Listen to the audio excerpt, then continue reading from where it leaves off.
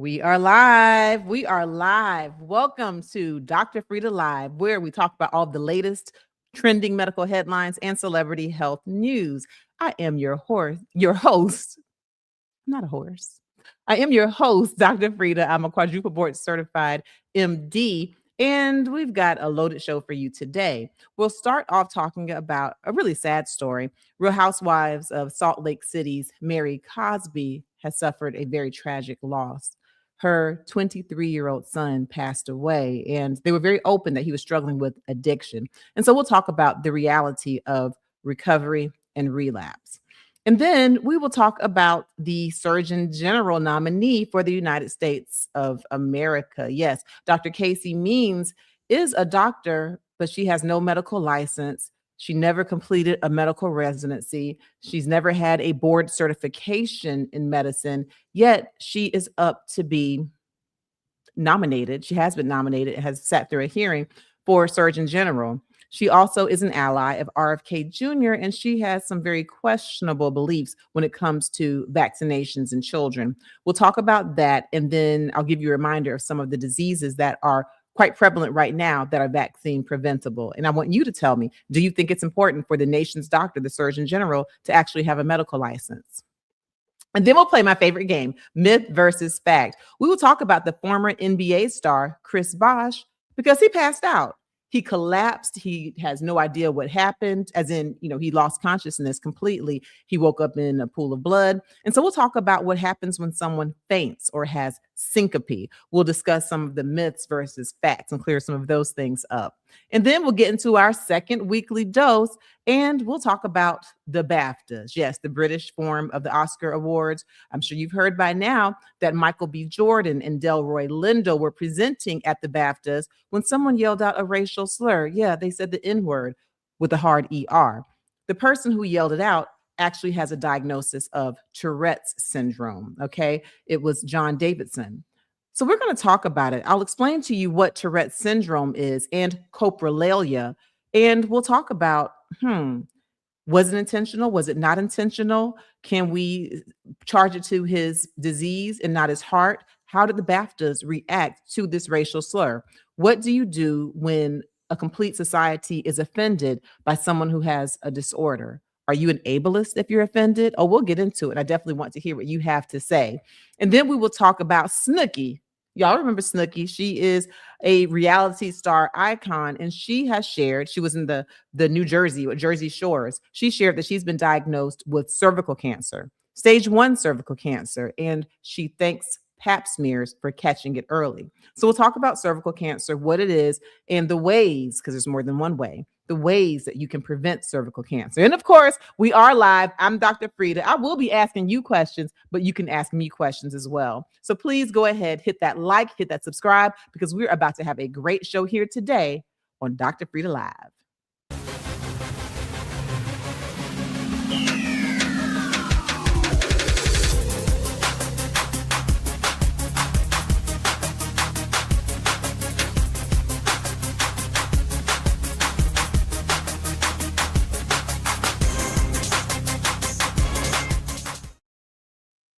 Welcome, welcome. I am Dr. Frita. Welcome to Dr. Frita Live, where we talk about all of the latest trending medical headlines and celebrity health news.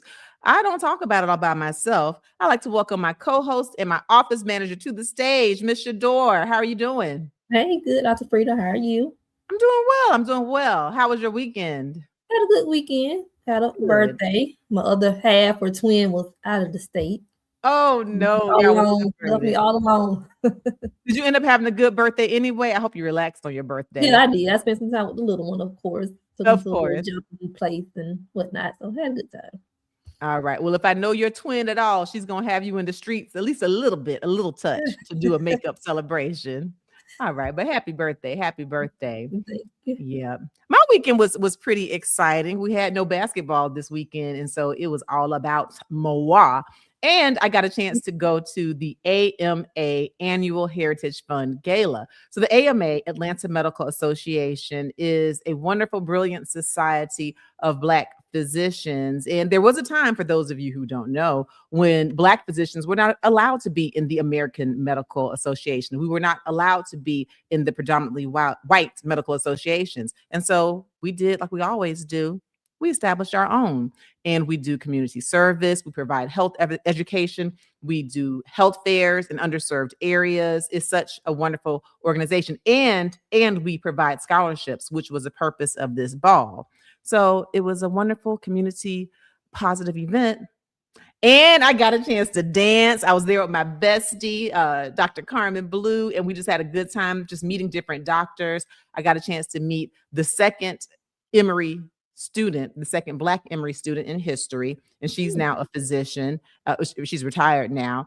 And I got a chance to see my mentor, Dr. Bill Cleveland, who was the first Black nephrology fellow at Emory. And I just got a chance to mix it up. Dr. Ju, who was on our program here, the American Heart Special Program, Dr. Ju, who's president of the Georgia State Medical Association, was there. And honey, she was shaking the tail feather too. So it was a great time with a great purpose. And yeah, so it was a real good weekend for me. Awesome. Yeah, Shador. Yes. Some people are not having great weekends or not having great weeks. And we'll talk about some of these folks who aren't having the best time. And of course, as always, what we do on Dr. Frita Live, we take the medical headlines, we take celebrity health news, and we use it as a teaching moment so that we can be educated and live our healthiest, happiest lives. Let me ask you this. Who was the first one in the chat today, Shador? Third week running, Dr. Frita. Who? Purple Onion. I know he didn't. Hi, Purple Onion. How are you doing? Let's see. Of course, I had purple onions. I cook a lot with purple onions. They're so healthy. Good to have you here. I hope you have your thinking cap on like you always do, because I'm going to ask you questions and you ask me questions. Do we have any members in the chat, Shador? We do. We have a new member. Yeah, you're welcome. Falu, I'm assuming. Welcome, welcome. So glad to have you. Listen, I did post a members only video this weekend for my residents. I have another video I'm posting today. It's going to be a healthy habits quick tip, and this for all of my members, but members only. So take a look at it. I'll definitely post it by today. So this afternoon, take a look at a healthy tip, a healthy habits quick tip I have for my members only. And of course, depending on your level, we have members only videos that I post throughout the weeks. And then once a month, I have a members only live Q&A for my chief residents at the highest tier. And for those of you who are new to us here, this is a Dr. Frita YouTube channel. I am Dr. Frita. I'm an MD. I'm a medical doctor who has been quadruple board certified. I am a board certified nephrologist, meaning I'm a kidney doctor and a high blood pressure doctor. I am also a board certified internal medicine doctor. I am board certified in obesity medicine. And after I completed my dual internal medicine pediatrics residency at Georgetown University Hospital School of Medicine, I received my pediatric board. And so I love to learn. I read medical articles every single day. I stay up to date. More importantly, I love to share the information that I learn with you. And so if you are interested in, knowing a bit of what I know, then make sure that you take advantage of that members at the highest level, where we have once a month a live Q&A. So instead of me just kind of talking like I'm doing now, you come in and you ask me all the questions about yourself, about loved ones, about doctor's visits you have coming up. We talk about all of it. And then if you prefer to have a one-on-one conversation with me, I do offer a telehealth concierge service where I can talk to you from anywhere in the world, just one-on-one. I take a full history and I can talk to you about your health. So please make sure you check that out. And please go ahead and give us a like and a subscribe as we go ahead and get started here. Well, Shador, we did have some very sad news. We had news from one of the Bravo stars of Real Housewives of Salt Lake City, Mary Cosby. She's someone who's been very open, and she shared that her son, Robert Cosby Jr., had an addiction issue. He even went into a facility for rehab for 30 days. He's had some run-ins with the law where he was arrested, and he's had some real problems, and they've been very transparent. Well, we learned that he passed away just this past week at the age of 23. from a suspected overdose. And so we are going to go ahead and talk about him. I do want to play this clip, but first, for all of my med heads, I want you to put in the chat, put a pill emoji, like that red and yellow pill emoji. And I want you to answer this question for me. I mentioned that Robert Cosby Jr. did go to a 30-day recovery, institution, a rehabilitation clinic. But I want to ask you this question. Why do you think that it is so critical when these 30-day rehab sessions are over? Why do you think so many people relapse, especially within the first few weeks or within the first few months? What are some of the barriers that make people relapse right after that inpatient 30-day recovery? Answer that for me, please. And then, Shador, let's go ahead and play this Mary Cosby clip. Cosby is speaking out after news broke of her son, Robert Jr.'s passing. He was 23. On Wednesday, February 25th, the Real Housewives of Salt Lake City star issued a statement to her Instagram, writing, "Our beloved son, Robert Jr., has been called home to the Lord. Though our hearts ache, we take comfort in God's promise and in knowing he is finally at peace. We are grateful for your prayers and trust in the Lord to carry us through this time of sorrow." Many Bravo celebrities, including Julia Fox and Real Housewives of Potomac star Wendy Osefo, sent Cosby condolences under her post. Salt Lake City police additionally confirmed his passing to Access Hollywood on Wednesday, as they noted that the cause of death has still yet to be confirmed. At 6:14 p.m. on February 23rd, officers responded to a possible overdose at 302 Oak Hills Lane. Yeah, that was really, really sad because, I was looking back at some of the old clips where Mary Cosby was actually on, I believe, a reunion of Real Housewives of Salt Lake City, and she was speaking very openly with Andy Cohen. And at that time, her son had been arrested. His estranged wife or ex-wife had put a restraining order against him, but he kept going back because for some reason he felt like she needed him to save her. And the family kept calling the police. And then on that final time, he was tased. And he really was just a really handsome kid. Just looked like, every 23-year-old young man who's, full of life's potential. So, but he passed away. And I do want to talk about addiction, and then I'll see what the med heads said about the question I asked about why is it that so many people will relapse after having 30 days of being sober in an inpatient facility. So Robert Cosby Jr. did share that he started dealing with drugs at an early age in his teens, which we know is really quite common. He was 16 years old, and he said that he has tried OxyContin, he's tried Adderall, he's tried all kinds of things, and he would take sometimes just handfuls of pills at one time. But yes, oftentimes teenagers will first be introduced to drugs at parties, and they'll think it's no big deal, but of course it really is. The other thing that we realize is that it's not just about street drugs, right? When you grow up and you see that kind of classic stereotype person on television who's a crackhead or someone who's strung out on heroin on the streets, both of these things, yes, being very serious as street drugs. But now we know that oftentimes prescription pills can be just as dangerous as street drugs. I think there was a time when people thought that there was a certain high level if you were addicted to painkillers. You weren't the same as a person on the streets. Well, they can both kill you the same. And so take it very seriously when you learn that a family member or even yourself, if you find that you're having a prescription pill addiction. And again, it often starts when you have chronic pain, and then the threshold of that pain, the threshold of the med it takes to get rid of the pain gets higher and higher and higher. And before you know it, you've developed some type of a dependency to the medication. And so let me see. So he went to a 30-day rehab. He came out and clearly he had a relapse. Do any of the med heads answer? What do you all say? What makes it so likely oftentimes for people to relapse, even though they've been in recovery for a full 30 days, no drugs? Absolutely. So member, Miss Allison. Hi, Miss Allison. Oh, Miss Dr. Frita. Miss Allison's actually a new member, and she. Welcome. Listen, check it out this afternoon. You can go back and see what you have access to for the previous members' videos. You'll definitely have access to my Healthy Habits quick tip I'm going to drop today. Thank you. And she also gave a super chat as well. What? Thank you for the super chat. I appreciate that extra support. I appreciate that support. Thank you. Thank you. I am glad to be a part of your health community. Wonderful. I'm glad to have you. All right. Her comment on the matter is, I believe that those in melanated communities, the addiction attaches us based on the hereditary or genetic makeup. That's interesting. And, more research needs to be done. Research is being done. A lot of people do believe, a lot of scientists believe that there may be a genetic component. If you have a family member who has been addicted to medication, then you might have a genetic predisposition to be addicted. And then, of course, you have the environmental component. If you have a family member whose coping method was to use substances, drugs, alcohol, and if that's what you witnessed in your environment, then that too could put you at a high risk. Okay. Anyone else answer? Yes, Angela. Hi, Angela. Angela said the environment, social influences, no ongoing outpatient support or counseling.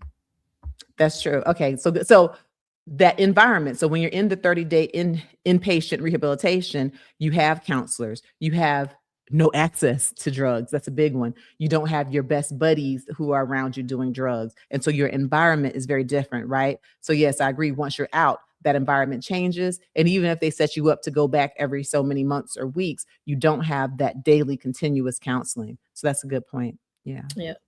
Jasmine. Hi, Jasmine. Jasmine says there can be a lack of structure.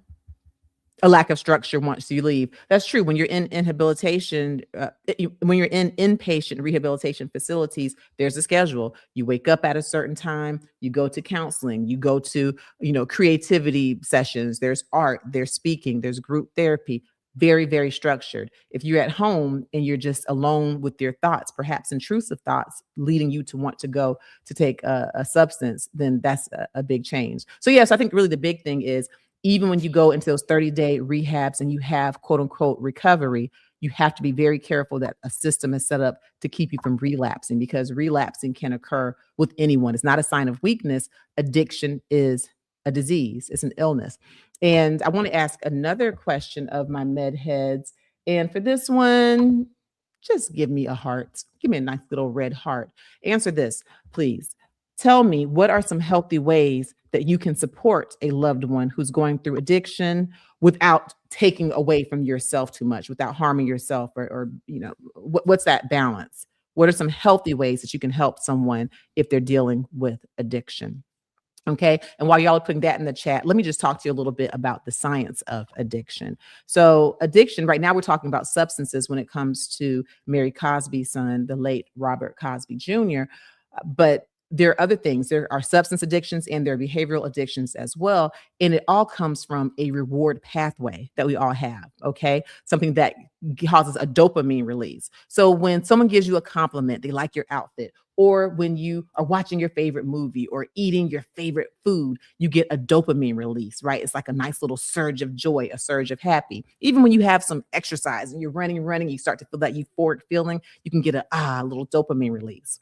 Well, when you do certain substances, like certain drugs, cocaine, smoking cigarettes, alcohol, it also causes a dopamine release, but the dopamine release caused by certain substances is way higher than what your natural dopamine release can compete with. So you begin to chase that dopamine release that you get from substances if you're someone who is headed toward the addiction, or if you have a potential to be addicted. So let's just take alcohol, for example. You might drink a glass of alcohol and your dopamine receptors like, ooh, yay. And they release all this dopamine. And you're like, ooh, happy, happy, happy. And then you might go on for a month, have that one glass of alcohol, and ooh, you get that dopamine reward pathway that you're chasing. But then after a while, your body's like, hold up. We're releasing too much dopamine. And you know what? These dopamine receptors are too reactive. And so they'll pull back on the reactivity that your body has to dopamine, and your body will pull back on how much dopamine is released. So then when you drink that same glass of wine, you don't get that same high. So what do? You up it to 2 glasses of wine. And guess what? This works. This is enough of a trigger. And so you go on. And then maybe after 2 months, that's not enough. And if you're still chasing that dopamine release, you drink more. So it is tolerance that you might develop, and you keep chasing that reward pathway. Even if you start to learn that you're doing too much and you're inebriated and you're not getting your work done and you're getting sick.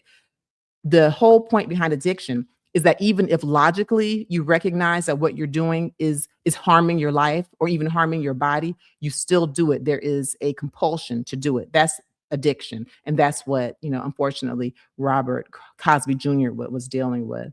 All right. Did anyone answer healthy ways to support someone who is living with addiction? Yes, they did. Anton. Hi, Anton. Anton says, remind them, remind them that pain is not forever and be there for them.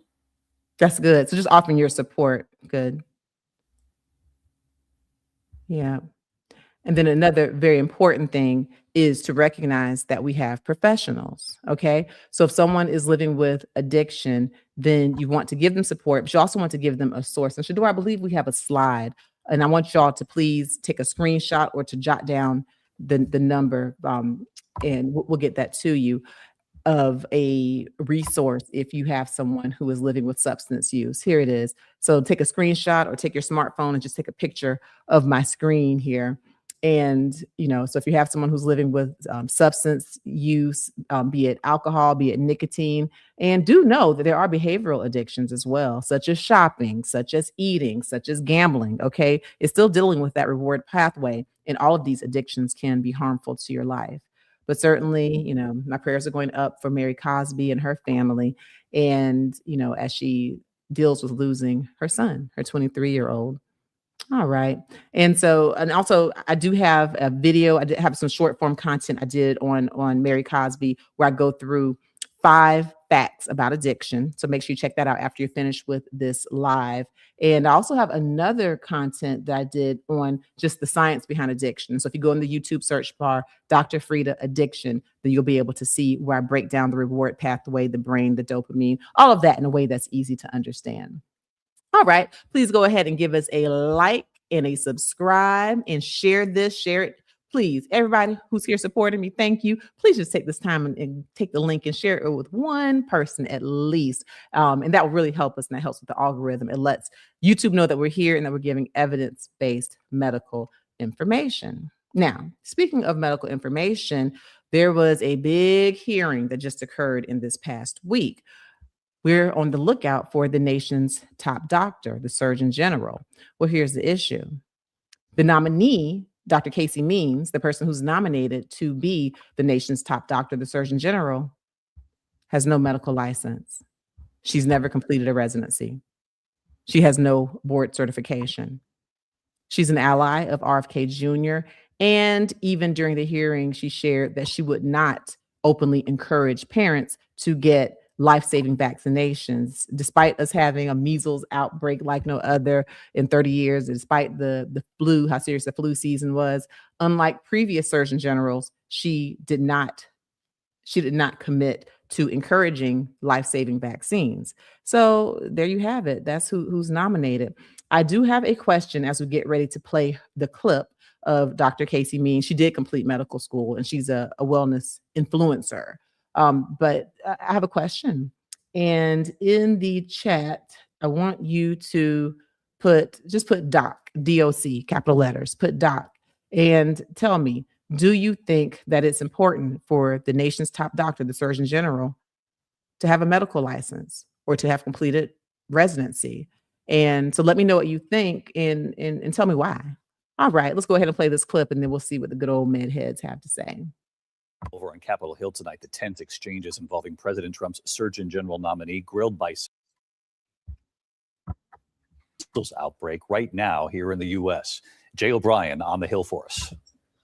Tonight, with the country facing its worst measles outbreak in decades, President Donald Trump's pick for Surgeon General, Dr. Casey Means, a wellness influencer, repeatedly deflecting as lawmakers grilled her on vaccines. Anti-vaccine rhetoric has never been a part of my message. Means, a close ally of Health Secretary Robert F. Kennedy Jr., a longtime vaccine skeptic. Today, Republican Senator Bill Cassidy, a doctor himself, pressing her on the measles shot. But would you encourage mothers to vaccinate their children with the MMR vaccine, seeing how we've had children die in this outbreak in South Carolina? I'm supportive of vaccination. I do believe that each patient, mother, or parent needs to have a conversation with their pediatrician about any medication they're putting in their body. The senator asking again. You're the nation's doctor. Would you encourage her to have her child vaccinated? I'm not an individual's doctor, and every individual needs to talk to their doctor before putting a medication in their body. That answer in stark contrast with this direct warning from HHS official Dr. Mehmet Oz. Take the vaccine, please. We have a solution for a problem.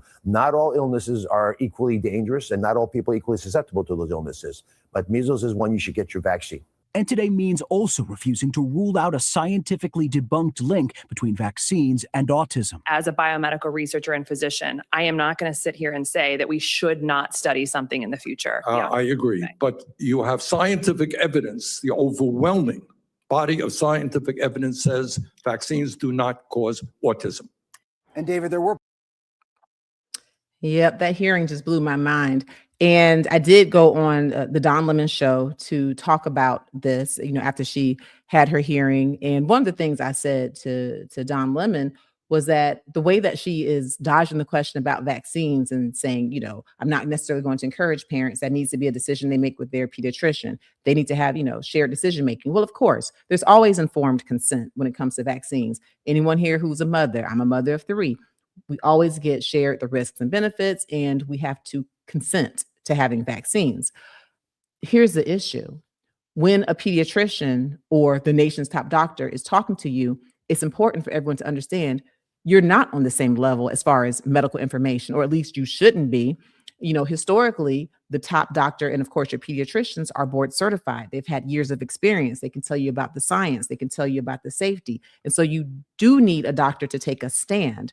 And the example I gave to Don Lemon was, I am not a mechanic. So when I take my car in, I don't need for the mechanic to talk to me as if we have an equal amount of knowledge when it comes to cars. I don't need the mechanic to say, hey, whatever you think is your choice, your car, your choice. I need the mechanic based on his or her years of knowledge, of experience, to encourage me to do what's best for my car. That is the point in having someone who is a professional, someone who is an authority. And so that's something that really stood out to me when it came to Dr. Casey Means. Now, for any of you in the med heads, any of you all who are listening here in the chat, so you see, she doesn't have a medical license, never completed a residency, no board certification. And here she is already not declaring that she will encourage vaccines, even though we've had the highest measles outbreak in this country that we've had in 30 years.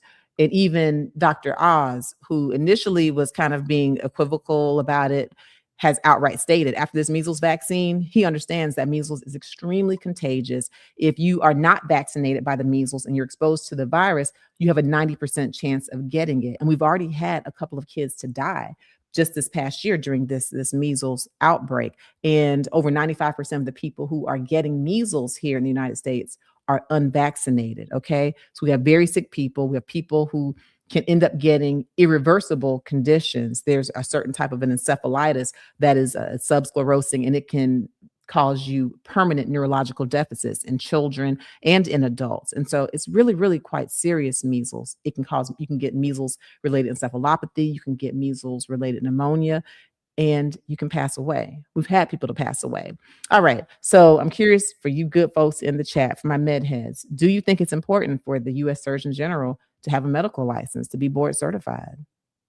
Yeah, Dr. Fisher. So we'll start with Yolanda. Hi, Yolanda. Hi, Yolanda, and thank you for the birthday blessing. Yay! She says, yes, to be able to inform of any pertinent information, give correct information to prevent the spread of diseases and keep us safe. Medical license is required. Yeah, so that's the whole point, right? You're looking to someone who has, studied something. Everyone has their own fields. You have teachers, you have doctors, you have teachers, you have custodians, you have bankers, you have dentists, you have business owners, you have, people who run the dry cleaners. Everyone has their own specialty, their own field where they are the expert. So if you can't look to the nation's top doctor to have a medical license, experience, or board certification, then I agree that's a problem. Anyone else? I wonder if anyone thinks that it's okay that she doesn't have a license or the experience. No one yet has said it's okay. Okay. Flapper Girl. Hey, Flapper Girl. She says, absolutely. It's like a judge without a law degree. And she said, you should be Surgeon General, Dr. Frita.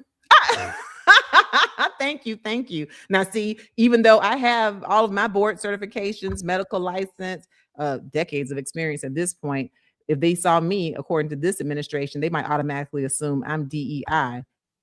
And I suppose they think that other people have merit, even though they don't have a license, but let me leave that alone. But thank you for the nomination. We'll see how that goes with this administration. All right.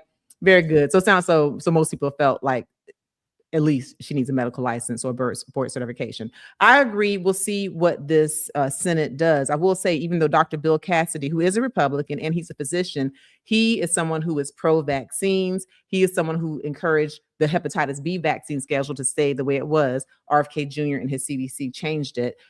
Also, Senator Bill Cassidy encouraged the pertussis whooping cough vaccine because we have a big outbreak. And he even asked RFK Jr., can you please encourage people to get this vaccine?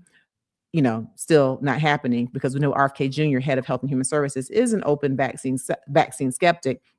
Nevertheless, I'm bringing up Dr. Bill Cassidy, who's a liver doctor, who talks about how he watched children pass away from liver cancer. But then after the hepatitis B, at least the way it was until RFK Jr. changed it, the way that schedule was introduced, he saw lives being saved. But guess what? Senator Bill Cassidy voted to confirm RFK Jr. And so even though he's been giving great pushback, I thought he was quite excellent in the hearing with Dr. Casey Williams, you know, in pulling out her flaws as far as being nation's top doctor. The real test will be, will he choose medical ethics and go with what it seems like his logic and his question go with, which would be that she's wholly unqualified, or is he going to go with power and position? And so I'm looking at Dr. Bill Cassidy in this moment and the other senators to make the right decision, as I see it, which is having someone with actual merit. This is a meritocracy, right? I want someone with actual merit, not just someone placed in that position who is unqualified, no medical license, no board certification, no completion of a residency, no proper patient experience. All right. So we'll see how that goes. I'm sure we'll be talking about it next week. Please don't forget, give us a like, give us a subscribe. Follow me on all social media platforms. I do put different things on different platforms. And for those of you who do follow me, you'll see that I kind of stepped outside the box a little bit with a post that I did on yesterday where I'm talking about self-confidence and how self-confidence can actually be good for your health. But I had a little fun with that one, a little stepping outside the comfort zone. But it's gotten a whole lot of views. So it looks like people are enjoying it. But there's education in there as always. All right. So now that was your first weekly dose where I give you a fresh take on the headlines you simply can't get anywhere else. Now let's move into a little game, my favorite game, myth versus fact. Former NBA star Chris Bosh passed out. He literally did. He fell out and he said he didn't know what happened. He shared, he woke up in blood, and he really was kind of encouraging people on what to do when it comes to health. So first, let's play his clip, and then let's get into the myth versus fact questions. All right, to all my med heads, everybody in the chat, this is where you need to put your thinking caps on, because now I get to ask you questions. Listen, y'all can always ask me questions in the chat. And if you have just a question, go and put that big red question emoji as questions come up, you know, and we'll see if we can flip through and answer the questions that we can. We'll give priority to members, of course, but go ahead and put a red question mark if you have a general question to ask. But right now I'm doing the question asking. Let's play this clip, and then let's do the myth versus fact. So I woke up covered in my own blood. Crazy. It was fast. It was instant. There was no warning. I didn't have any time to prepare for it. I was getting ready to go on a date with my wife, and the next thing you know, I was on the ground. I won't get into specifics, but you can kind of see I'm still recovering. I'm not going to try to hide that one in case I look different, but it was a scary thing, and it came fast, and it made me really have a different outlook on life and how things go, what we do for ourselves, what we do for our family, how we live our lives. And no matter what it is, make sure you don't wait. I love that. I'm sorry that happened to Chris Bosh, former NBA player. I'm glad that he seems to be doing well, that he was open. He showed you that he's all bruised up and he didn't try to make it glamorous. And I like that message on how you can't wait. And so even when it comes to taking care of yourself, don't put off doctor's appointments. Don't put off dentist appointments.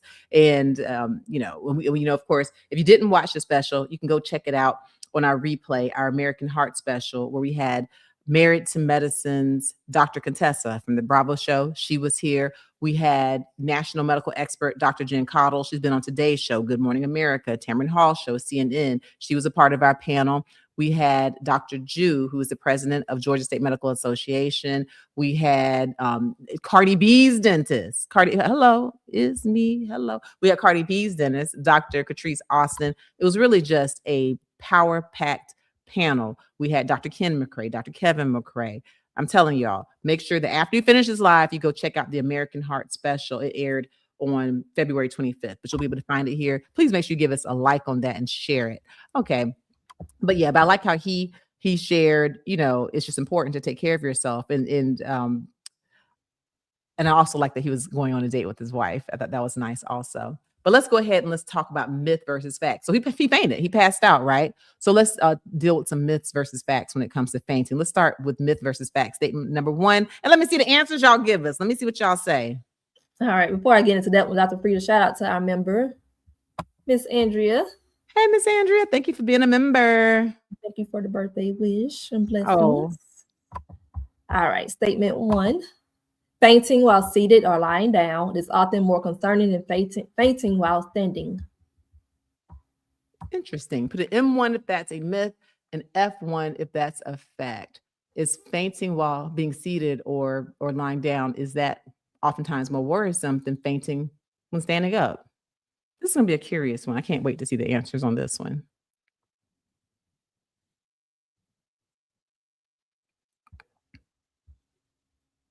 All right. Myth versus fact statement number 2, please. All fainting is caused by a sudden drop in blood pressure. Okay. M2, if this is a myth. F2, if this is a fact. All fainting is caused by sudden drops in blood pressure. I can't wait to see the answers on these. I feel like we're going to have a mixed bag.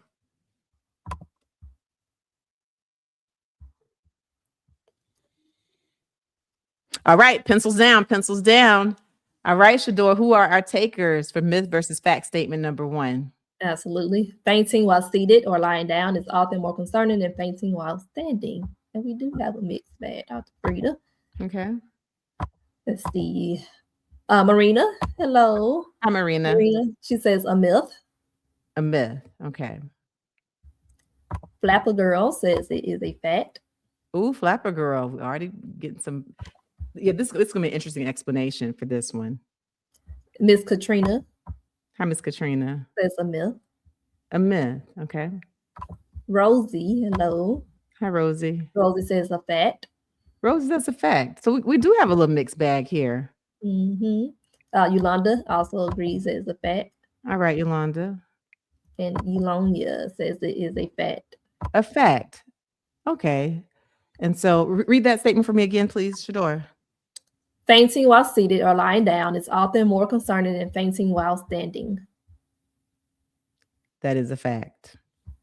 That is a fact. And let me explain, because for folks who put myth, I can understand why you say that. Because if you're standing up and the taller you are, the bigger they are, the harder they fall. So I can see your point if you're saying, oh, if you're standing up and you faint, you might injure yourself. You might fall all the way from the top face down. So I definitely get that.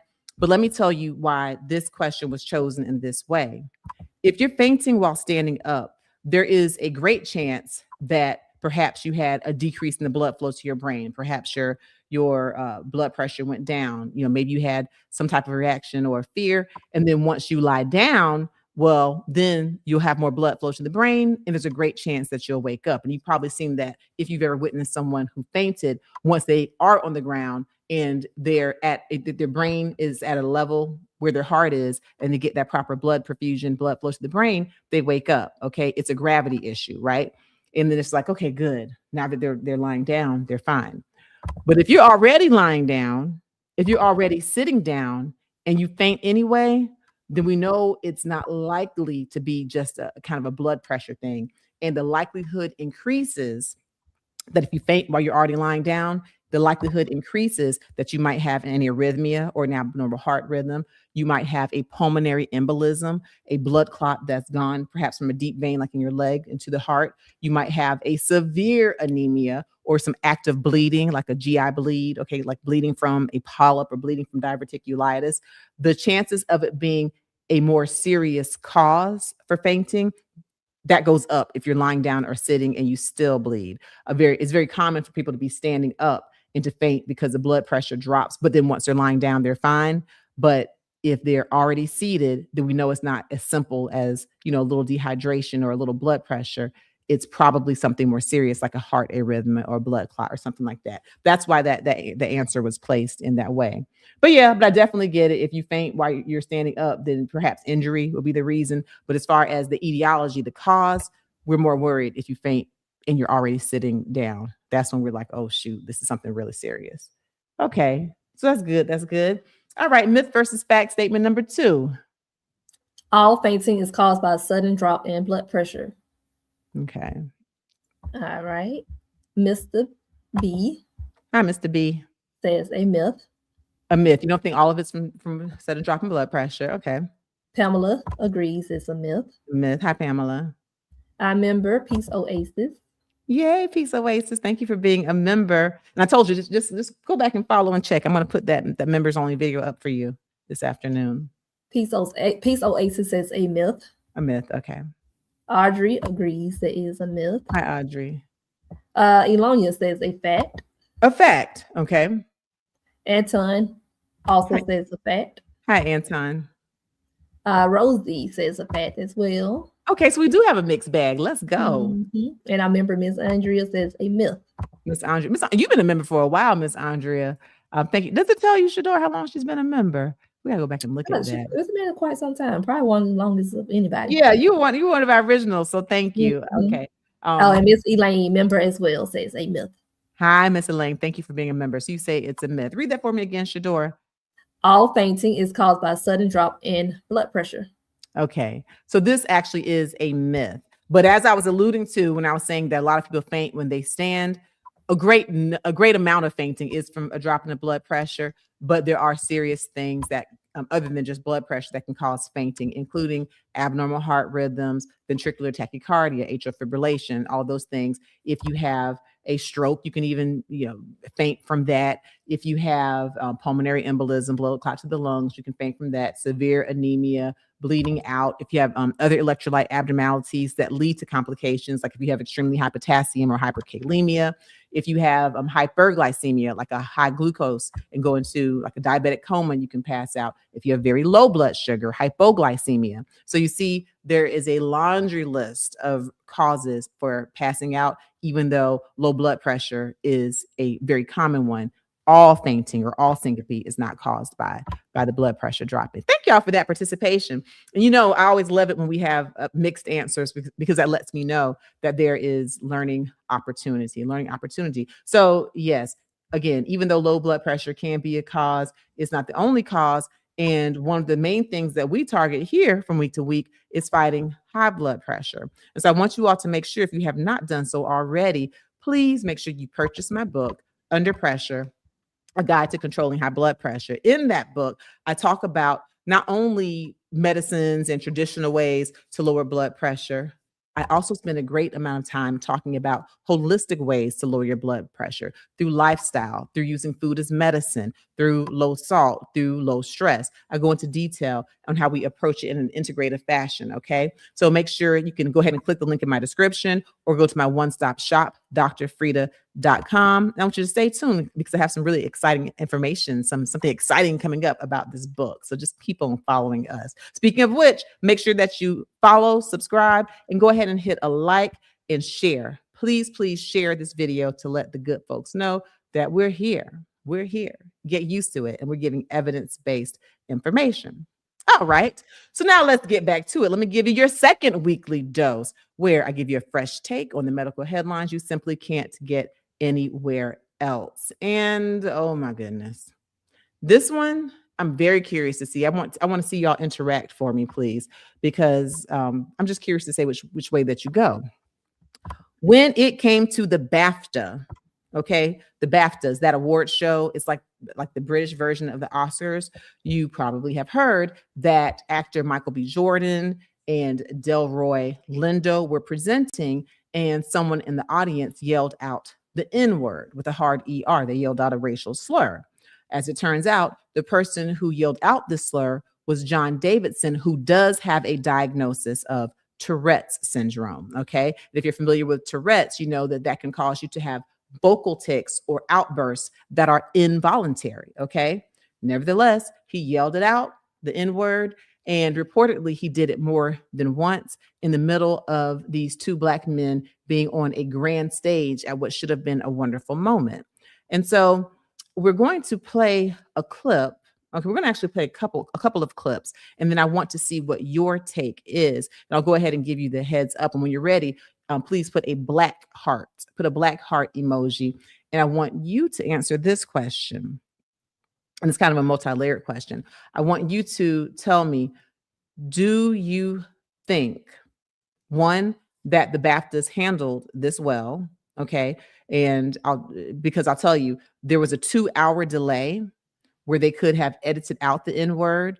And it's my understanding that they did choose other phrases to edit out. Someone reportedly yelled out "Free Palestine," and the BAFTAs chose to edit that out so that it didn't hit the broadcast. But even with the 2-hour delay, BAFTA and BBC did not edit out the N word. They left that there for the world to see. So tell me, under this black heart, if you felt the BAFTAs handled it well. If you understand, are there some kind of pressures? Should they have been raw? Tell me what you think about that. The other thing I want you to answer, and you'll be getting some information from these clips as well. I want you to answer, given that John Davidson does have Tourette syndrome, do you think that the world needs to just kind of get over it? Like, does he owe us an apology? Or if it's really done and it's not intentionally, should we just kind of understand that sometimes you might just get called the N word, but he has Tourette syndrome? So go ahead. I'm expecting it's kind of some wordy responses because this is a big one. But meanwhile, Shador, let's go ahead and play this first clip, and then I'll talk more about what Tourette syndrome is and coprolalia. The stars of the film Sinners, Michael B. Jordan and Delroy Lindo, walk on stage to present an award at the British version of the Oscars. Good evening. Then, out of nowhere, someone in the audience starts shouting obscenities, including the N-word. Both actors are taken aback. We're here to... So who would be so offensive? The foul-mouthed insults came from this man, John Davidson. He suffers from Tourette syndrome, a neurological condition that causes involuntary motor and verbal tics. Davidson is the inspiration for the critically acclaimed movie I Swear. The film star Robert Aramayo beat out Timothée Chalamet and Leonardo DiCaprio to win the Best Actor BAFTA. Robert Aramayo. Okay. All right. So that is what happened. I will talk to you about what Tourette syndrome is, what coprolalia is, and then I'll hear how you all weigh in on if the BAFTAs responded correctly and if you think, could this have been intentional? Just wait and let me tell you what Tourette's is before you weigh in on that one. And even if it's intentional versus not intentional, does John Davidson, who has a disability, does he owe us an apology, or are we being a bunch of ableists and we need to just get over it? It was an accident. Okay. So Tourette syndrome. Tourette syndrome is a neurological disorder that causes you to have tics. And so tics can be motor or they can be vocal. A motor tic is an involuntary movement like eye blinking or maybe shoulder shrugging, something like that. And then a vocal tic is an involuntary outburst. And it could be a word, or it could be like a coughing sound, or it can be a snorting, okay? But then it can also be words or whistles or just anything that you make that's audible, okay? In order to have a diagnosis of Tourette syndrome, you must have at least 2 motor tics and at least 1 tic, and you display them almost every day for at least 1 year. And the diagnosis must have occurred before the age of 18, okay? That's like the official diagnosis of Tourette syndrome. We're not clear on what causes it. There are different theories, one being that perhaps there's some type of a disarray in the way that your body metabolizes neurotransmitters like dopamine. Either way, the risk factors, one is being born male, because males are 3 to 4 times more likely to get Tourette's as compared to girls or people who are born female. Another risk factor, family history. Also, it's believed that certain prenatal exposures, like if you're exposed to cigarette smoke from your mom or you're pregnant, or, if you're exposed to, if she's exposed to secondhand cigarette smoke, we think that could be a risk factor. Also low birth weight. Okay, so someone who perhaps is a micro preemie who is very, very small, having a low birth weight, is believed to be a risk factor for Tourette's syndrome. And it occurs in about 1 in 160 kids, 1 in every 160 kids. So in the US, about 300,000 children have Tourette's syndrome. And there are some treatments to help decrease the tics, certainly behavioral therapy, but there's no definitive cure. Now, out of all of the people who have Tourette's, a small percentage might get something called coprolalia. And it's about 1 out of every 10 Tourette's patients. One out of every 10 will get coprolalia. And coprolalia is when you have an unintentional blurting out of obscene language, foul language, or, culturally offensive language, such as the N-word, or if you're out there cursing and just saying things that are forbidden. Okay. It is unintentional. If you actually have coprolalia, it's believed to be unintentional. And so John Davidson, who yelled out the N-word, has coprolalia.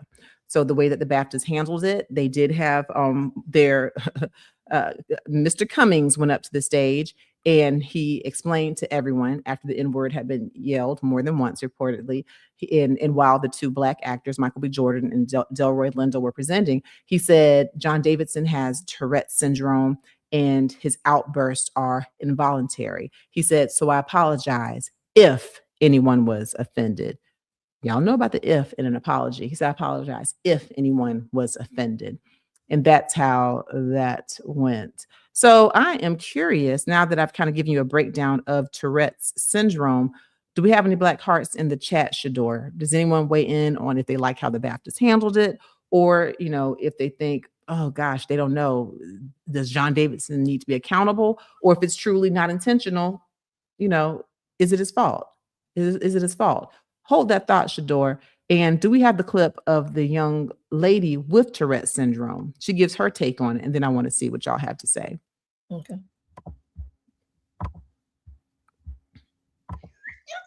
Ignore how I look right now. Critical retention. I am not feeling too great. However, there is something I have been asked to talk about, and that is going to be the BAFTA situation.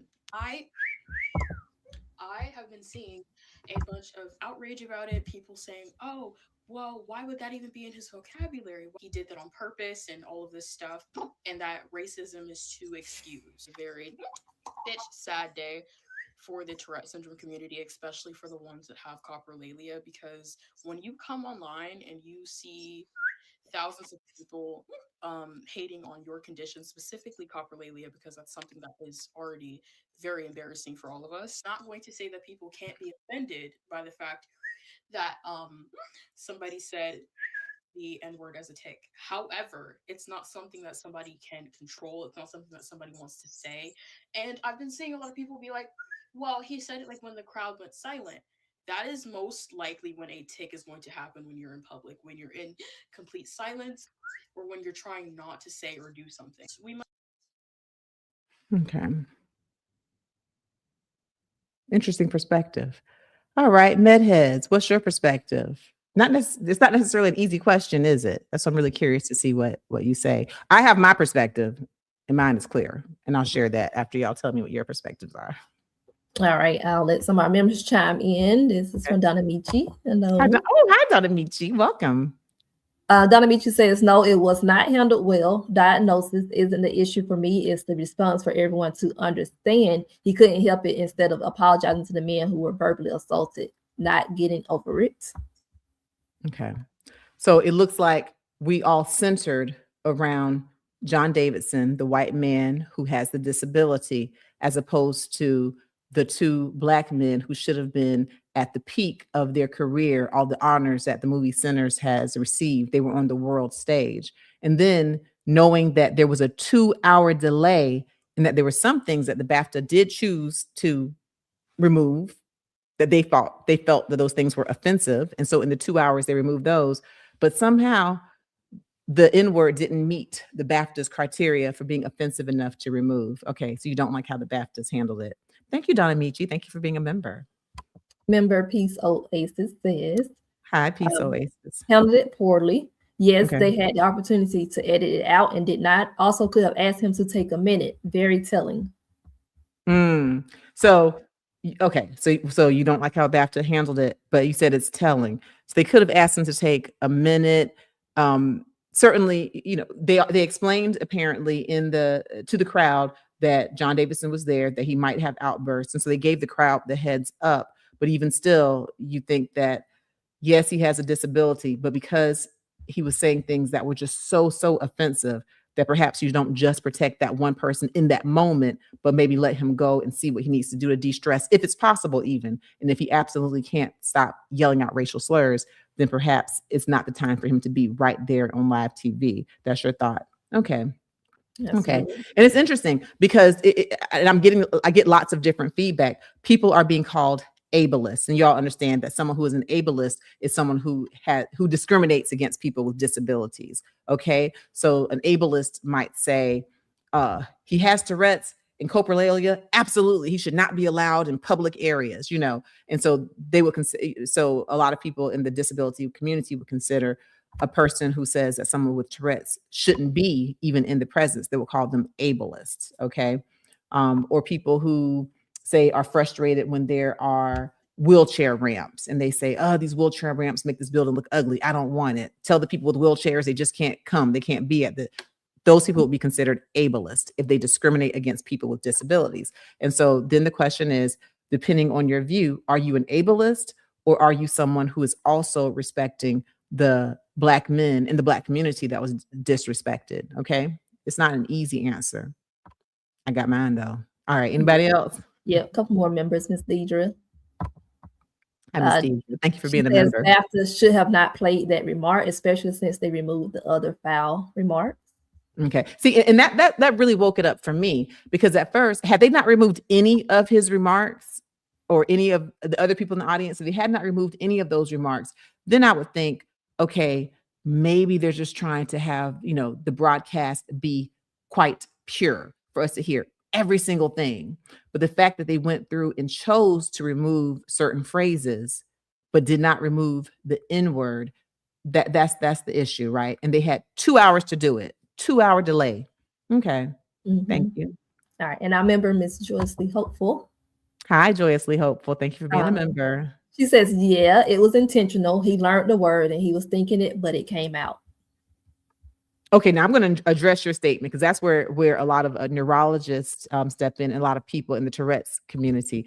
Ooh, because what is the answer to that? All right. So here's the thing. For patients who have Tourette's syndrome and who have coprolalia, and I'll tell you, that I completed my Med-Peds residency at Georgetown University Hospital of Medicine. We had to do neurology rotations, and I did take care of patients just like the young lady who had the whistling. She had a bunch of complex tics, and that's where you can get different vocal tics, different motor tics, and they can just come, just rapid fire, not just simple tics where it's one or two. And I can tell you that for people who have Tourette's syndrome and who have coprolalia, it is unintentional. Okay. It is unintentional. But there's still some layers to that question. So I do feel you in your response. But what happens is oftentimes they will get almost like a warning, and they can feel the tic coming up. And for some people who've been able to master it, they'll be able to change the word that's about to come up. Like if they feel like they're about to say the SH, curse word for excrement, they might feel it coming and be able to say sugar, instead of saying that word. Or if they feel that the F word is coming up, the F word, that means intercourse. Yeah, I'm just trying for YouTube not to block my video. But if the F word is coming up, they might be able to say fudge, instead of the curse word. Some people are able to master that. Not everyone. It might still come out. And so it's unintentional. He may or may not have had a warning. But here's the other key. Here's the other very important piece. You cannot say words that you have not been exposed to. Okay? So that word has to be in his vocabulary, in his brain, in society at very least. So even though the blurting out of the word is involuntary, it's there. Does it mean that he is someone who is anti-Black? I won't comment on that, but I will say the word is there. And the other important question I have that I asked in a short that we'll post it up here. I asked in a YouTube short. He yelled out the N-word involuntarily. Okay, he has coprolalia. Let's just take that at face value. Were there any Asian people there, Indian people? We know there were white people. Did he yell out any other racial slurs? That's the question, because I'm sure that those are also, if he's been exposed to those will be in his vocabulary. And if he did not yell out other racial slurs and only yelled out the N-word, what does that mean? Okay. Anyone else? Yes, newest member, Mr. Allison. Hi, thank you for being a member. What do you have to say? Rett syndrome is a disease, but racism, whether consciously or unconsciously, is a learned behavior, just excuse being made. Ooh, interesting. So here's my question to you. Okay, you done stepped on out there. Here's my question to you. So let's just assume you accept that he has Tourette syndrome. You accept that he has coprolalia and he yells out things. Is it possible for someone to have coprolalia and to have involuntary tics, but then also to be racist? Can those two things be true at the same time? Because when you talk about someone being an ableist and, be discriminating against people with disability, then would you not be discriminating if you all of a sudden say that just because you have Tourette's, you don't have the same ability as anyone else in the world has in a position of power or privilege to be racist, right? Are you saying, oh, you have Tourette's, you have no ability to be racist? Can you have Tourette's and involuntary tics and also be racist? And I'm not saying that that's the case for John Davidson, but for us to say that that's not a possibility, I think we're being disingenuous, okay? There is a possibility, okay? Which takes me back to my question. Was he yelling racial slurs at the Asian people, at the Indian people, at the Latinos? Was he yelling racial slur or inappropriate slurs at people in the queer community? I'm just curious to know. And if he did not, does that automatically mean he's a racist? Not necessarily, but it's certainly food for thought. Okay, you went there. All right. Thank you, new member. She went all the way down there, didn't she? Okay, what else y'all got? She did. And you answered Raven's question, because she did ask that. Can you have Tourette syndrome and be a racist? I believe the answer is yes. I believe the answer is yes. And again, I'm not saying that he is, but let's just stick to the facts. He has Tourette's, he has coprolalia, he has involuntary vocal tics, and one of them with the coprolalia is yelling out inappropriate phrases. Okay. The fact that the N-word is in his vocabulary means that he's been exposed to the word. Okay. He's been exposed to the word. It's in his brain. Fine. But if that word is in his brain, Black people certainly were not the only brown people or people of ethnicity at the BAFTAs. What would cause him to yell out the N-word, but not to yell out Asian racial slurs or racial slurs toward Indian people or racial slurs toward white people? There are racial slurs that can be yelled toward white people. Why only the N-word? That's a question. And that's a question that John Davidson has to ask himself as well. Okay. But yes, I do believe it's possible to have Tourette syndrome and to be a racist. Again, I'm not labeling it for him, but I'm not automatically ruling it out just because he has Tourette syndrome. And then I do believe that we can agree that the way the BAFTAs handled it, that's totally separate. They had a 2-hour delay, deleted certain things, but they sat up there and left the N-word in and then had the nerve, Mr. Cummings, to stand up there and say, I apologize if anyone was offended. All right. Anyone else? It's been a good discussion. No, I think we covered everything. That's pretty good.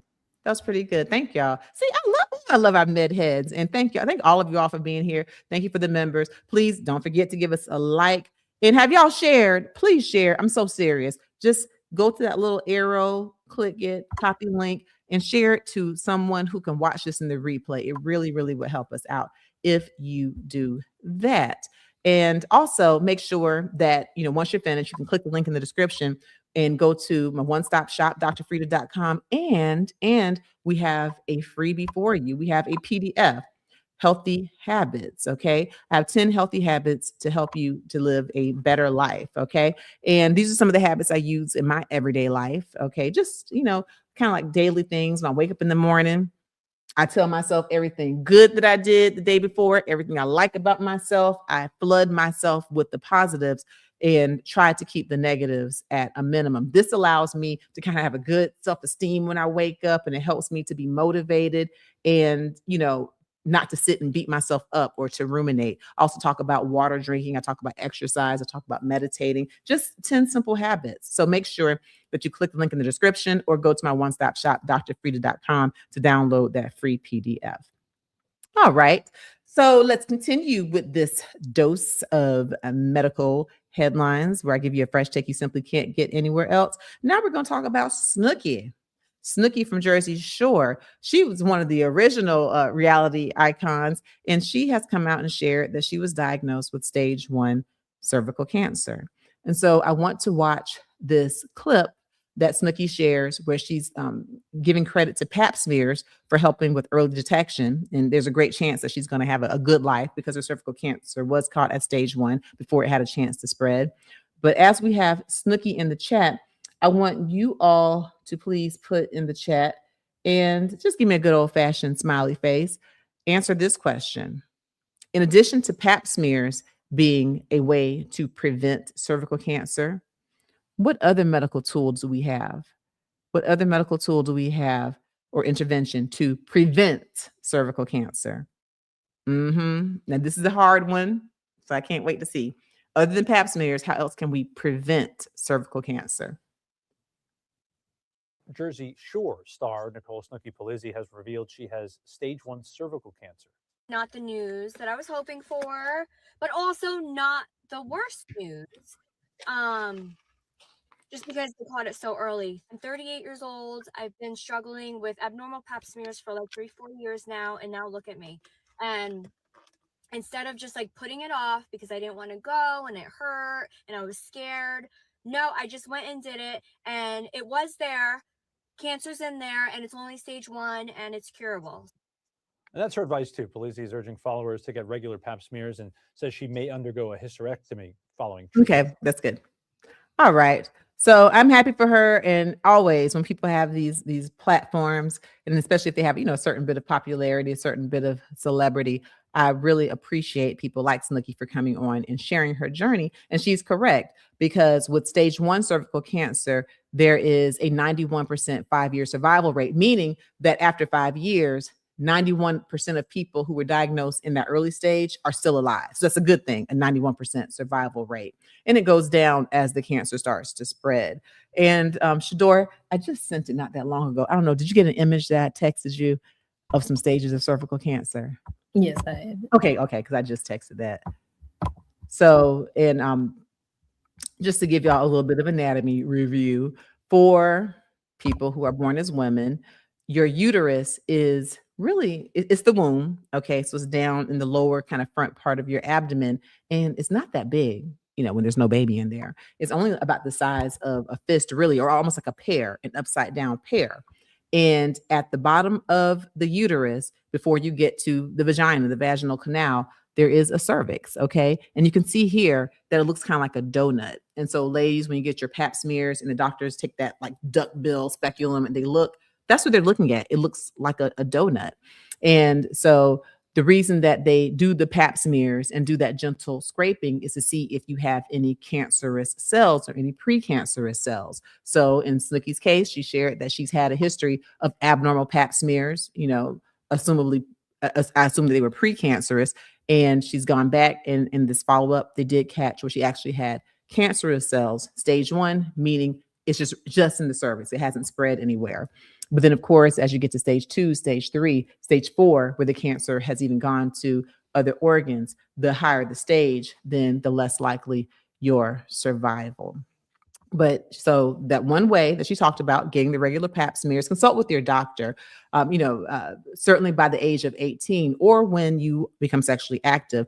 it is recommended that you have your conversation with your doctor or your OBGYN or even your general doctor or pediatrician, okay, if you're a 16-year-old, 17-year-old, to talk about the proper time to have your first pap smear. And depending on your risk level, they'll tell you how frequently you need to be screened. Is it every year? Is it every 2 years, 3 years? And I'll tell you, in my traditional training, it was every year after 18. Forget it. But then there have been other recommendations, and this is a shared decision-making process with your doctor. And as you get older, or if you are monogamous, or if then your doctor might give you different recommendations. I'll tell you this, talk to your doctor and make your decision with your doctor.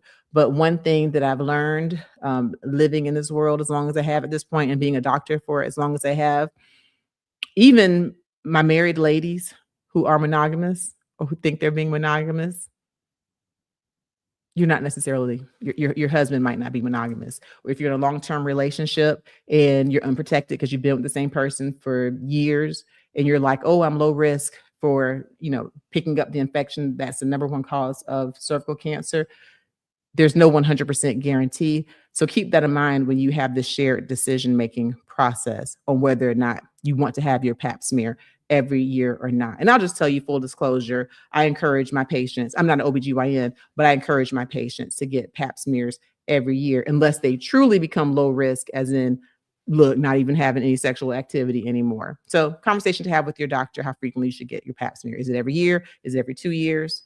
Have that conversation. All right. So I kind of hinted at it because there is one cause. 70 to 90% of patients with cervical cancer have it due to one specific cause. And so before I say what that cause is, Shadora, did any of our med heads say that in addition to pap smears, what other tool do we have that can help to prevent cervical cancer? Well, let me get y'all with this one. They said, somebody answered? Yes, Marie answered. Oh. And Peace Oasis, HPV vaccine.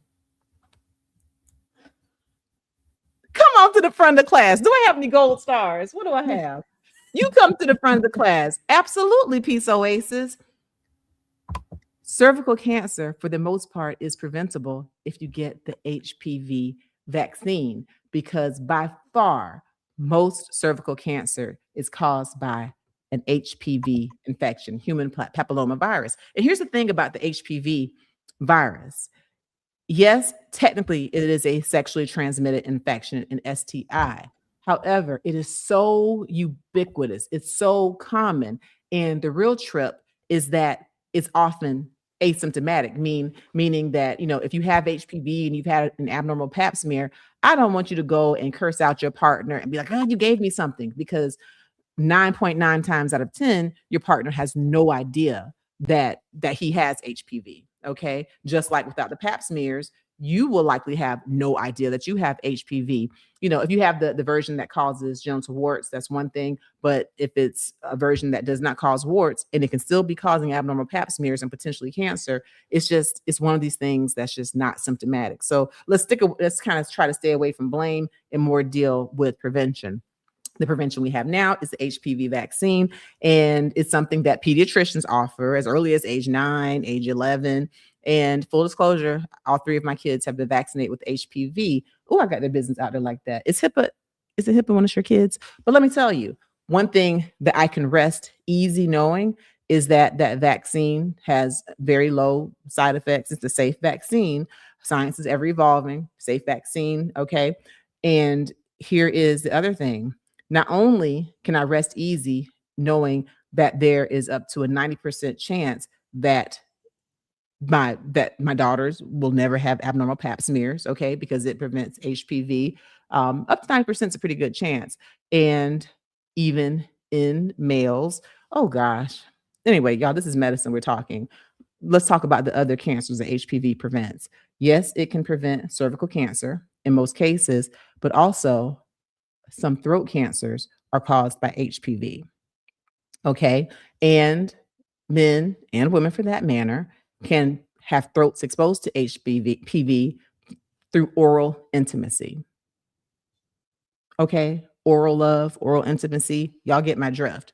And so this HPV vaccine can also prevent that type of a throat cancer. And I'll tell you, actor Michael Douglas and tennis player. Shoot, why did her name just leave my brain? Somebody knows it. Maria, oh gosh, she's on Real Housewives of Miami, or she has been. Look, I know my dad is watching. You know the tennis player I'm talking about. Somebody put it in the chat. Maria Sopranova. Shoot. Ooh, I'm so sorry to her. She's a tennis legend. Anyway, she had a throat cancer as well, which was attributed to HPV. Okay. So getting the HPV vaccine can prevent it. Maria Stretinolo. Y'all, I'm messing the thing up. Where's Jetty? Where's Donna Michi? I know they know the tennis player I'm talking about. Lady Virgo says Martina. Yes. Navratilova. Martina Navratilova. Yeah, yes. Okay. Martina. She says Martina. Yes. Oh my goodness. But yeah, but she's been open about it. I'm not telling her business that she's married to a lady and she also had throat cancer and they attribute it to HPV. And even some, let's just keep it all the way honest, some cancers that affect the anus. Okay. And a risk factor is anal intimacy. Okay. They can be caused by HPV as well, anal cancer. Okay. So just when y'all talk about these vaccines that you don't want to deal with, and by y'all, I'm not talking about y'all in particular, it's just a general y'all, just make sure you understand the benefits and the risk. And for me, being able to prevent cervical cancer 90% of the time, certain oral cancers, certain anal cancers, the benefits by being able to prevent those far outweigh potential risks in not just in my estimation. This is actually evidence. I'm stepping away from my opinion. According to the American Academy of Pediatrics, American Medical Association, Georgia State Medical Association, National Medical Association, these associations with the most reputable physicians who really believe in the science agree that the HPV vaccine is something where the benefits outweigh the risk. Have the conversation with your doctor. All right. And that's that on that. I don't think I asked. Did I ask any questions? Oh, I think I did. Oh, yes, that's right. That's right. Pizza Oasis answered it. Mm-hmm. All right. Well, y'all, thank you. Y'all were very interactive today. I really appreciate you. We covered quite a bit. Yes. Before you close out, Lady Virgo has a question regarding the HPV. Oh, hey, Lady Virgo. I'm confused, Dr. Frita. I thought HPV was naturally already in a woman's body. Nope, it's not. And let me tell you why you think that it is. Because it's so common. And not talking about you or your personal business or your personal business with your friends, but many women who talk to other women will find that it's very common to have had an abnormal pap smear. Like, oh yeah, I had an abnormal pap smear. Yeah, they said I had HPV. Oh, okay, you got it taken care of? Good. Oh, I had to have a LEEP procedure because I had an abnormal pap smear. No cancer. Okay, great. Oh, I had to have a cone biopsy because I had, so a lot of women talk about it. And so you would think that it's in every woman's body, but it is an STI. It's a sexually transmitted infection. It is. And again, I don't want everybody to go and beat their men folks over the head with the club. Ooh, no violence, y'all. Don't be angry is what I'm saying. It is so common that you actually thought that it was a natural part of a woman's body. Nope. It had to be introduced. It's a sexually transmitted infection. And we don't talk about it like that. But y'all know here on the Dr. Frita channel, I tell you the truth. I give you evidence. Mm-hmm. And the HPV vaccine is highly effective at preventing it and ultimately preventing most cervical cancers. Okay, because cervical cancer, oh gosh, in the US, we have 13,800 cases per year, and about 4,000 women pass away from cervical cancer each year. So imagine getting HPV vaccines to help prevent it. And if you were born, and we didn't always have the HPV vaccine. Gosh, I was in training before I learned about the HPV vaccine. So if you are of a certain age, it wasn't offered to you. But have a conversation with your doctor, because initially they had certain age limits and then those have broadened. So even if you are grown and you don't already have HPV, then you may be eligible to get the HPV vaccine. Again, have that conversation with your doctor. But basically, it's just one of those things that is preventable. Cervical cancer, not only with pap smears, certainly pap smears can have early detection and even detect precancerous cells, so they can prevent cervical cancer. But then the vaccine, yep, it's not in everybody's body. It has to be introduced. Sexually transmitted infection. Mm-hmm. And I can't stress enough, y'all. I'm not saying to go and label and be like, oh my gosh, I have an ST. I'm just giving you the technical. but it's with no judgment. I'm just trying to make sure I explain and make it clear. All right. Any other questions? No, that'd be all, Dr. Frita.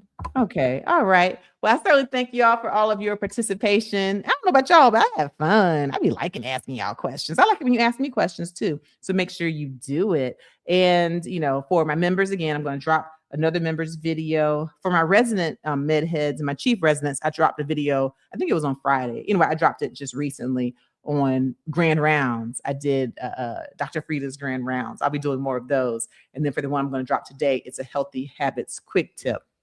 But make sure, again, that you give us a like, give us a follow, give us a subscribe, and make sure that you follow me on all social media platforms. And again, go to my one-stop shop, drfrita.com. Check out the American Heart video that we did.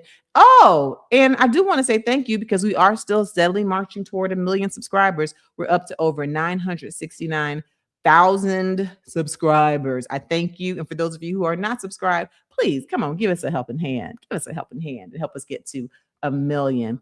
And again, I mentioned some of the videos I have. I posted one today where I go into detail about my thoughts on BAFTA, but really importantly, I talk about Tourette syndrome and coprolalia, and I give it to you in a nice short form, something that will be easy for you to share to help others to be educated. But again, I thank you to my co-host. Happy birthday, Shador. I appreciate you so much.